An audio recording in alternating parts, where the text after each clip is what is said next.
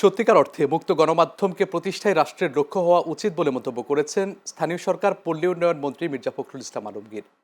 আজ জাতীয় প্রেস ক্লাবে বিএফইউজে ও ডিইউজে আয়োজিত ইফতার মাহফিলে দেয়া বক্তব্যে তিনি এই কথা বলেন। মির্জা ফখরুল বলেন, বর্তমান সরকারও যেন বিগত ফ্যাসিস্ট সরকারের মতো গণমাধ্যমের ওপর চড়াও না হয় সে বিষয়ে লক্ষ্য রাখতে হবে। সংবাদপত্র ও গণমাধ্যমের স্বাধীনতা কেবল মুখে নয় বরং কাজেও নিশ্চিত করতে হবে।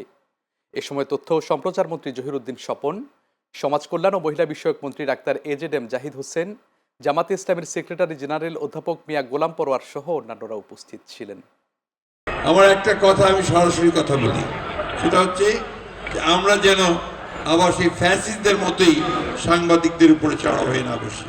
এই কথাটা আমাদের সকলকে সব সময় মনে রাখা প্রয়োজন বলে আমি মনে করি। বিশেষ করে আমাদের সরকারের, আমাদের মুক্ত যে গণমাধ্যম, সত্যিকার অর্থেই সেই মুক্ত গণমাধ্যমকে প্রতিষ্ঠিত করা আমাদের লক্ষ্য হওয়া উচিত।